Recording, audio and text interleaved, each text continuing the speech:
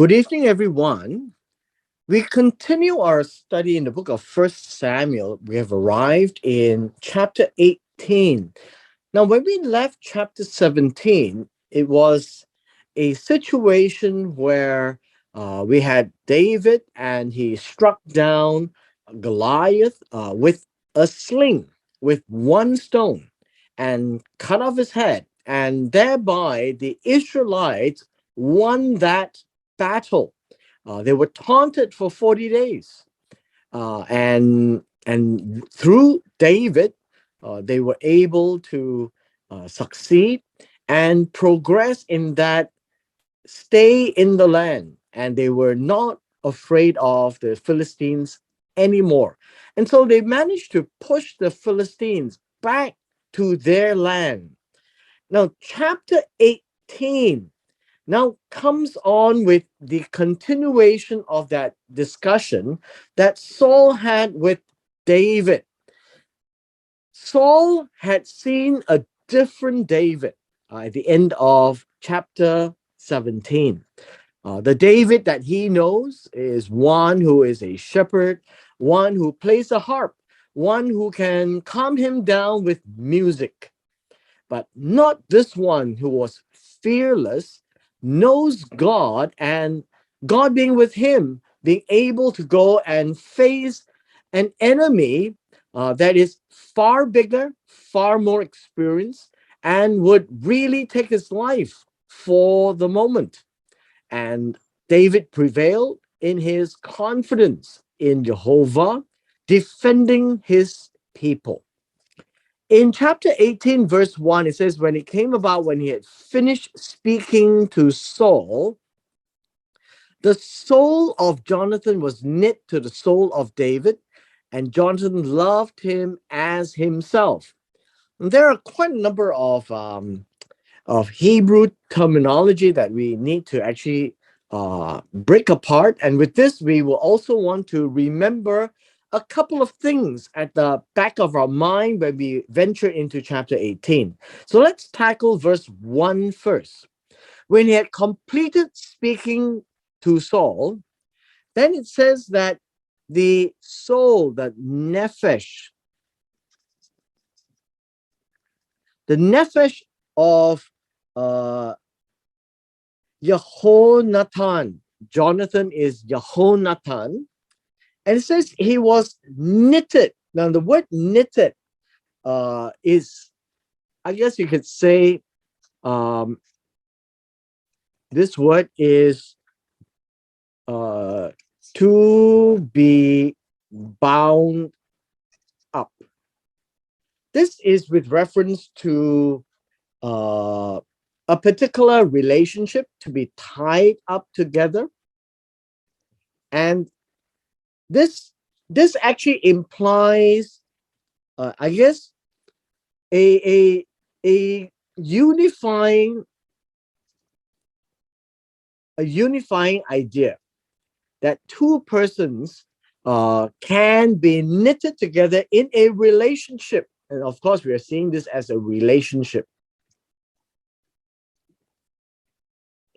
And it is with the soul of David. So we have the nephesh of Jehonathan with the nephesh of David. And in the sense that Jehonathan loved David as his nephesh. Now, remember the word love here is ahav. And so this really would be an idea of a relationship that you express to provide, to protect. And this is the Hebrew concept of love. Now, I'm not saying that there is no emotions involved with this, but very much expressed in something that you can see. And so when Jehonathan or Jonathan says that he loved David as his own nephesh, we're always talking about nephesh. his person, his very being, right? You could say this, his very being, that he treats David as if David was himself, his own being that he will treasure, that he will defend, right? To provide, to protect, to defend. All of these are good concepts of the idea of love. And so this is where Jehonathan treats David as his own nephesh. And this is a very tight relationship. And so we can see that there is an A and a B here. And so right here, that the nephesh of Jehonathan was bounded or tied up to the nephesh of David. And the B would be Jehonathan loved David as his own nephesh. That's how these two statements are made. And this ultimately declares the closeness of relationship. It's like treating David as his own heart, that he will cherish and protect and provide as long as he lives. That is it's a very graphic depiction of the kind of relationship that Jehonathan had for David. Now, before we go on, I would like to take us back into three verses that I think we ought to bear in mind as we progress into chapter 18.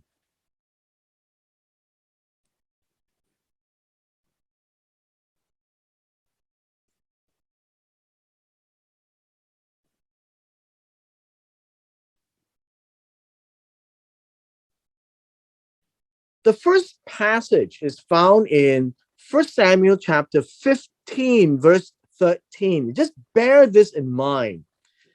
In chapter 13 of 1 Samuel, reading from verses 13 and 14, I want to draw your attention to two very important incidences with regards to Saul that we should bear in mind when we enter into chapter 18.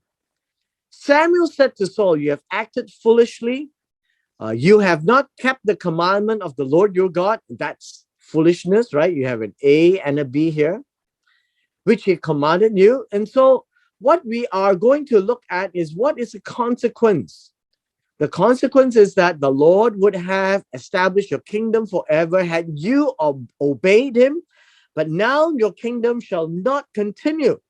That the Lord himself has sought out for himself a man after his own heart, and the Lord has appointed him as ruler over his people. Now, all of these things we are reading as if it has been done, but because they are prophetic, it is written in a way as if it has been done, but it hasn't happened yet. Because you have not kept what the Lord your God has commanded you. And so understand that his kingdom, right? Your kingdom shall not continue, which means that it is not to be passed down to his sons. And hence we need to now bear in mind in chapter 18 that Jehonathan or Jonathan is not destined for the throne as much as he would want it, but God has clearly stipulated that God will find a man after his own heart for this particular role. So this is point number one, just bear in mind. Our second passage is in 1 Samuel chapter 15, verses 22 and 23. Now, because of his disobedience to God with regards to carrying out the execution on the Amalekites, so Samuel says, "Has the Lord much delight in burnt offerings and sacrifices, as in obeying the voice of the Lord?" So to obey is better than sacrifice. To heed is better than the fat of rams. Again, you would find that these are A and B, right? This is A and B. Now, in Verse 23 is the consequence. Because of what he has done, God is saying that his rebellion is as a sin of divination, insubordination as iniquity and idolatry. What does this mean? Very serious consequences. And we read in the subsequent statement, because you have rejected or despised the word of God, he has also despised you from being king. And so what this literally means is that God has turned away from Saul. And God is disregarding Saul as king. Now, Saul is still king. And the way of demonstrating this kind of a despising him, or here it says reject, or it turn away from Saul, is that Samuel would no longer speak to Saul anymore. And whatever Saul prays to God will never receive any answer. And that literally means God has turned his back on Saul. But Saul is still nevertheless the king of Israel. God never removed him forcibly because he was placed there and he is still the anointed of God, except that the relationship between him and God has soured to the point where God is ignoring him. Now, these are two very important elements for us to bear in mind when we enter into chapter 18, that his kingdom will not endure, meaning his sons will not replace him. And number two, God has already turned away from Saul, not concerned about him being king. And so God has put in place David, a man after his heart, anointed him. And in chapter 17 of 1 Samuel, saw the glimpses of a kingly behavior of David, fearlessly defending the people of God, the nation of God, which is still placed under Saul. And Saul saw that David is far, far better than Saul himself. And so now he is beginning to wonder and understand how God is executing his plan. Our last verse to bear in mind is chapter 16, verse 13. We saw this verse yesterday. It says, and the Spirit of the Lord came mightily upon David from that day onward. And this is the wind of God. And it depicts a royal or a regal, right? The word regal, or a kingly disposition, or a character that befits a king, one who is not afraid to carry out the instructions of God, one who is not worried about his own life, to defend the people of God, and thereby deservingly becomes king over Israel. Now we continue on with chapter 18. Chapter 18, verse 2. The verse says, and Saul took him. Now understand, this is David, right? And Saul took David that day and did not let him return to his father's house. Now this word did not let him return, right? Did not let him is did not give him. And this would be permission, authorization, right? Now remember, as king of Israel, you have utmost power. And the word took literally means to take. And the word also gives us a connotation as to seize. Now, obviously, he didn't arrest David, but you can think of it as of forcibly um, keeping him closer to Saul. Now, this I can tell you that it is an A and a B. So the word take here is matched with not allowing him to go home, right? No permission to go home. And so he has to stay there with Saul. That would be the idea of uh, chapter 18, verse 2. Verse 3. Then Jonathan or Jehonathan made a berit with David because he loved him as himself. Again, it's a repeat of verse 1. He loved him as his own nefesh. This is this depiction. He would protect David like himself, right? His own nefesh. You will never hurt your own nefesh. You will never destroy your own nefesh. You will always provide for your own nefesh. You will always cherish and protect your own nefesh. And so David is like his own nefesh. And here you find that it is to cut a covenant. So this word made is to cut a berit, right? Berit. And that's what it means. They cut a berit. This idea of a covenant is a very formal promise, right? A formal promise. It is a formal commitment. And to cut a covenant in the old days means that you've got to cut apart an animal, perhaps, and that's how God did that with Abraham in Genesis chapter 15.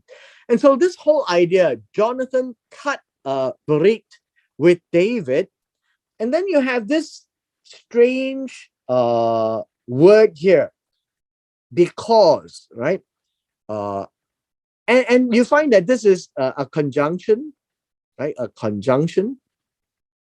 And you find this as another A and B. Made a covenant is an A, loved him as himself as a B. Just as in verse 1, that Jonathan was tied or bounded his nefesh with David's nefesh. This word here is Jonathan cut a berit with David. And both cases, it's Jonathan loved David as his own nefesh. And so we find that these are expansions of this concept of that Jonathan loved David as his own being, as his own soul, that David's soul is like Jonathan's soul.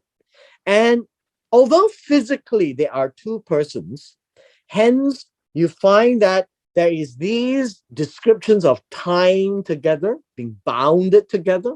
The description, that's verse 1. And verse 3, that there is a berit, a covenant that is cut to bind them together, right? This will bind them together. As in verse 1, right? See verse 1.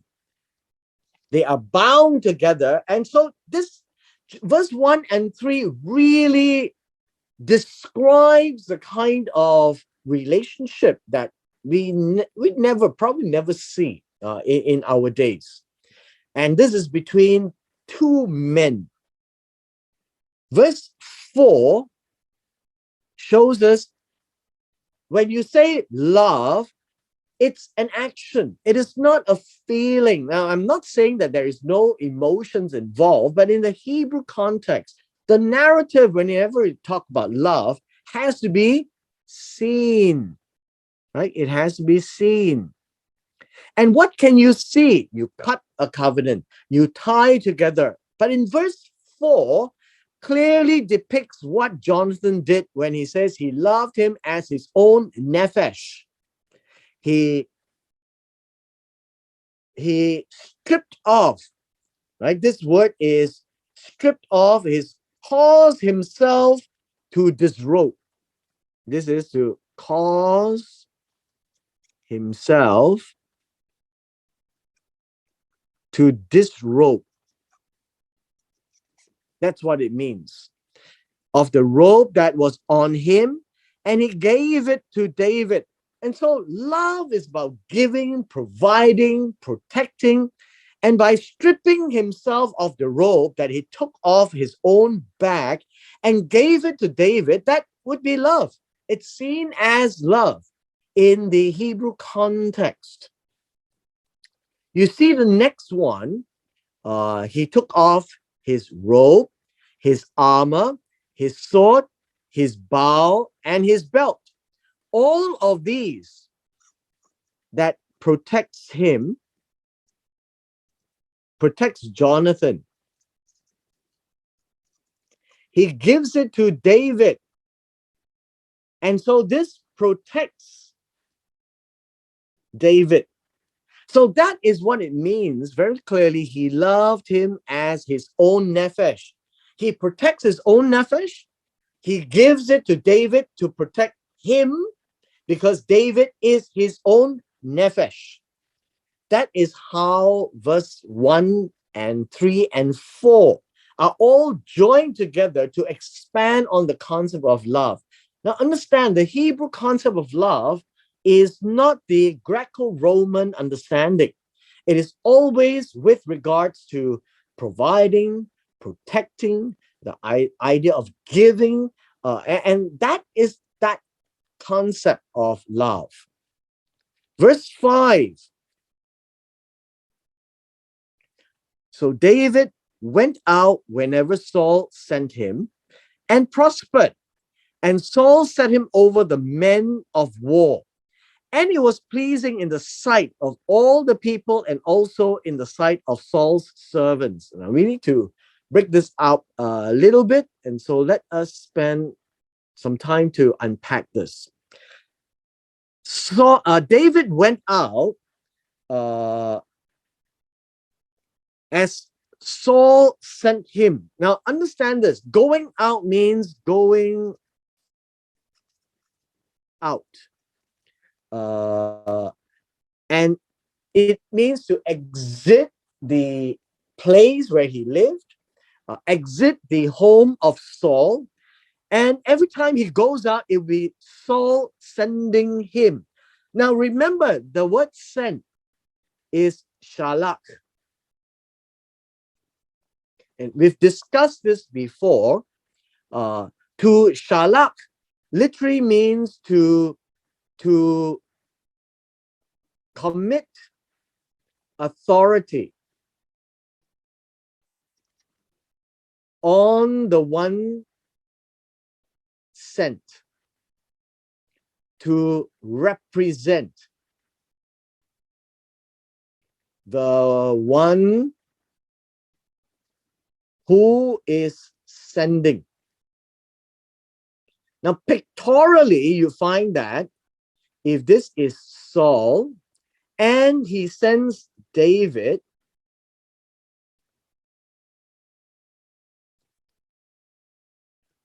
this send means that David now carries the authority of Saul. That is what send actually means. He brings, not in this case, not a message. If he brings a message, it would be malak, but this is shalak. And shalak really requires somebody to walk and go away, to be sent to represent the authority of whoever sends him. So he has the authority of Saul. And so Saul sets him over the men of war, the army. And that is Saul's authority. And that is what it means to put him over the men of war. Now, the word I wanted to highlight is this word prospered. Now, we don't actually read this word very much in the Hebrew, but this word actually, let me explain it here. This word prosper means that he has success. He has success. This word is sakal. Sakal means not just prosper, but the idea is success. To be able to understand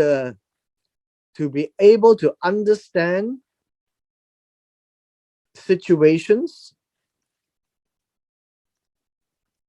to progress. This is the meaning of the word. And so he has success because he knows how to conduct himself. And in that way of conducting himself, he had success.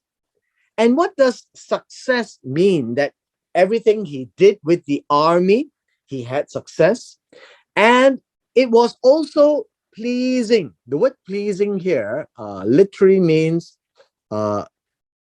be good, be tov. Be tov in the eyes of all the people and also in the eyes of Saul's servants. Now, by servants, you would need to understand that it is not only the servants in the palace, but people who serve Saul would also be in the army of Saul, and they are also called servants, as David is a servant of Saul in that sense. Now, the other thing before I forget is that this idea in the sight of Saul's servant or in the sight of all the people is that goodness is always in the eyes of the beholder.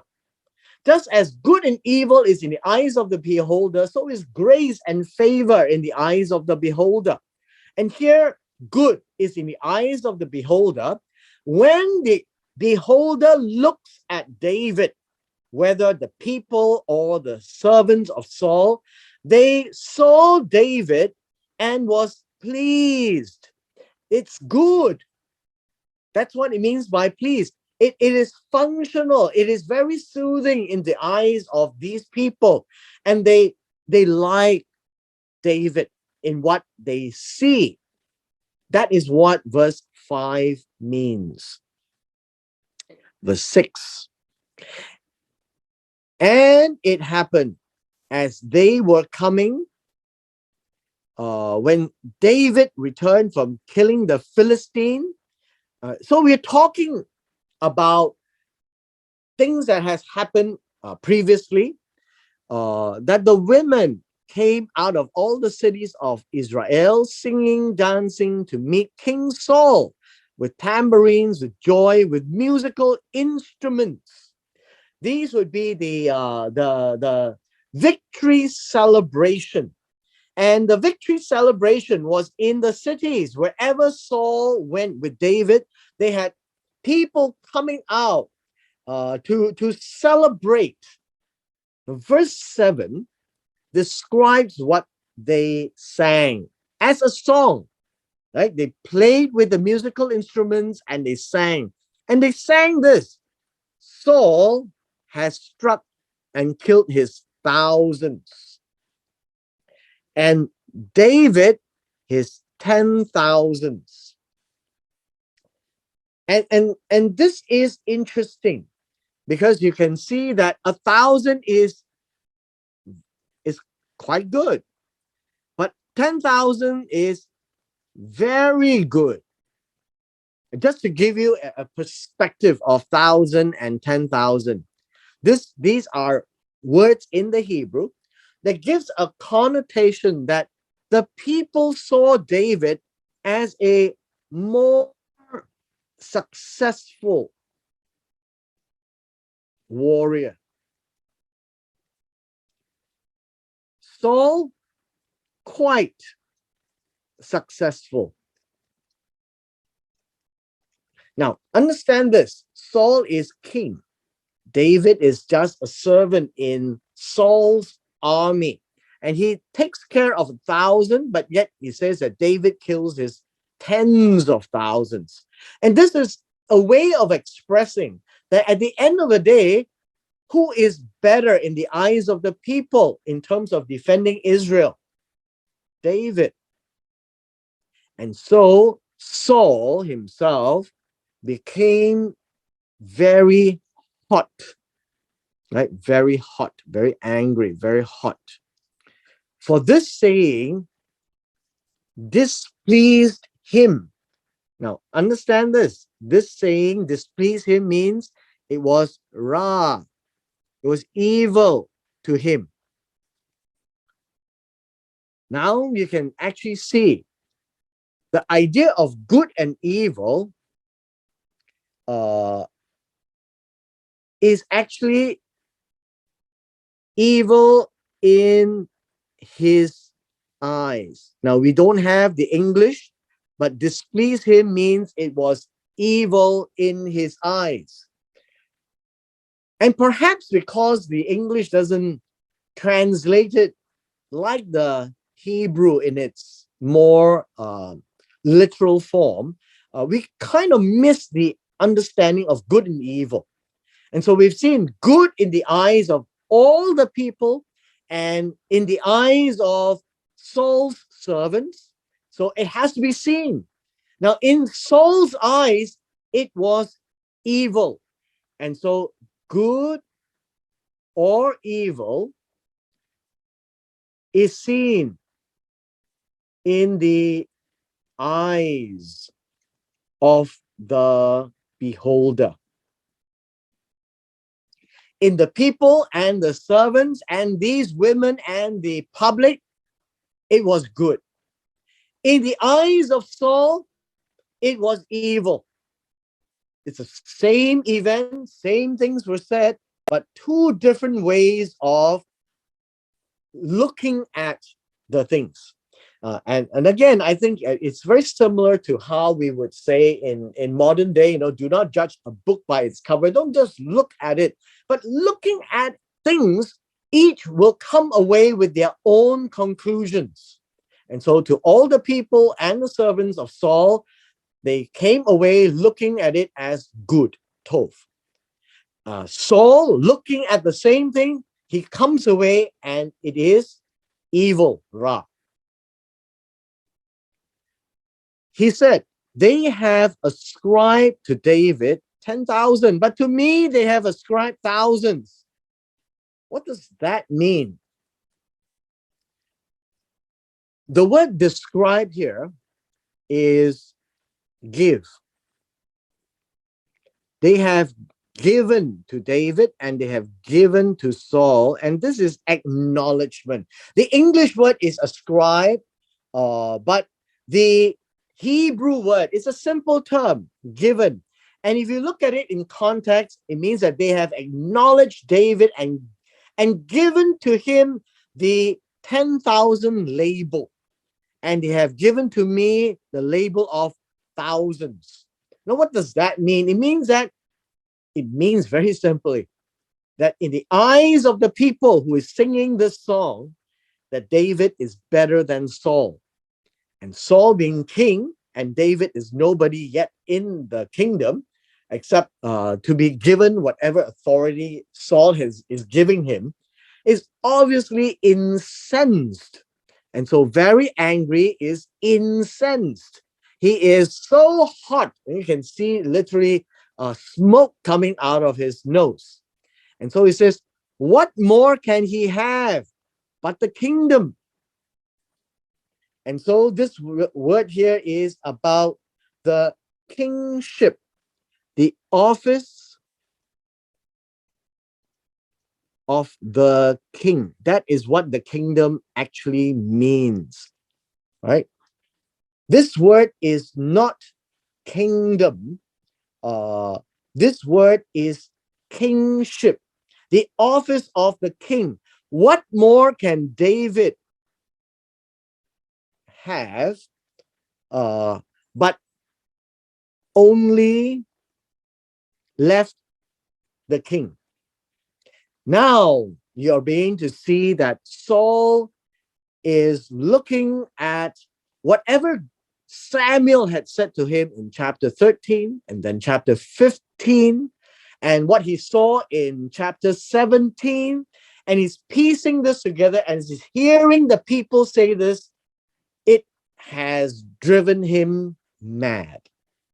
That the only thing that is left for David is his office, his throne. And so Saul looked at David with suspicion from that day on. What does that mean? Now, understand this. Look at, right? This word, look at. And it literally means to watch him closely, watch closely with jealousy. He is, how should we say, he is looking at him very suspiciously. I think maybe you can say that very enviously. This is the word look. I know the English word look has none of these meaning, but the word here in the Hebrew doesn't mean look as the normal way of seeing something, but it literally says that Saul is eyeing David very closely, very jealously, and that's what it says, with suspicion. Look with suspicion would be the way that is translated, right? From that day on, and as the days progress, Saul is now very suspicious, very jealous, and is looking at David, wondering what is next. Verse 10. Then it came about on the next day, an evil spirit from God came mightily upon Saul, and he raved in the midst of the house, while David was playing the harp with his hand as usual, and the spear was in Saul's hand. Now, there are a couple of words, if you know the Hebrew, that it will bring out some very, very concerning text. So it happened in the next day. Now, he's already hot with anger, smoke coming out of his nose, hearing all these things. And within the next day, it says, an evil spirit from God came mightily upon Saul. An evil character, disposition.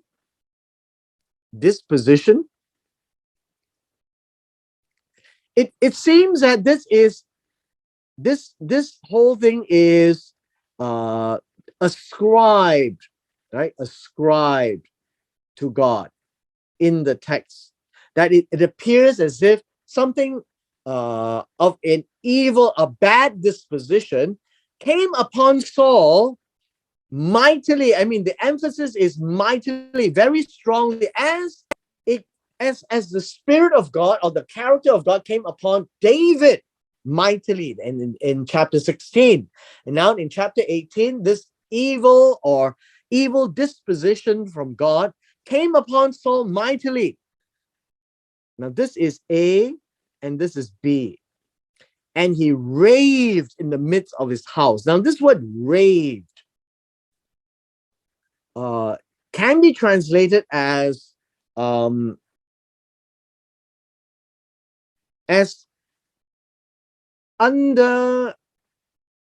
an influence.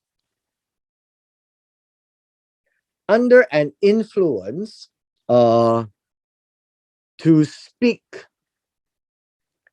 like a prophet. So let me explain this word, raved. In the biblical text, when a true prophet speaks, something overcomes him and he speaks words where it's quite unusual for the person to say things that God has spoken. And these are things which is unbefitting a normal human being. And so it overcomes him and he says these things very consciously. And you find that the people would say, wow, he is speaking like a prophet. But when it's applied to Saul right now, something overcame him and he was speaking out. But in this case, he was speaking out like a madman. He was saying all kinds of things. And so the word used here is raved. And I think it's a proper word in the NASB. And he was just madly talking about things as if he was like a prophet saying things. But in his case, he is just maddening words. And it was at a time when David was playing the harp with his hand. And then a spear was in Saul's hand. Now, the focus is the spear. In this case, the spear is seen as a lance, right? A lance, something like a javelin, right? Strong, long with a tip, right? And verse 11 says this: Saul hurled the spear, for he thought. Now, this word here is not that he actually hurled, he was thinking about it, right? He was thinking about it. So understand this: Saul wanted to hurl the spear. This word here is Saul caused himself to cast the spear. Uh, and this word here is uh, the thinking. I think you have to say this. He cast himself to want to cast the spear, and then it was in his mind. This whole thing was in his mind. Now, how did they know to write this down? Somebody must have said something, but this was what Saul was thinking to do, that I will pin David to the wall. This idea of pin David is to, well, how would say, is to cause to strike at David, try to strike at David and the wall. Now, this is the picture that is here. What it means is that he is trying to figure out that he could actually throw the javelin so strong that it would penetrate David and stick into the wall. That is what it means in this phrase. Then it says, but David escaped from his presence, right? His presence twice. Let me just unpack the words because it's not coming out here. David managed to turn away. So literally he turned away, so it's escape. From his presence means from his face. That as Saul looked at him and almost wanting to throw the javelin or the spear, David managed to turn away from Saul, that he wouldn't be able to throw. Verse 12.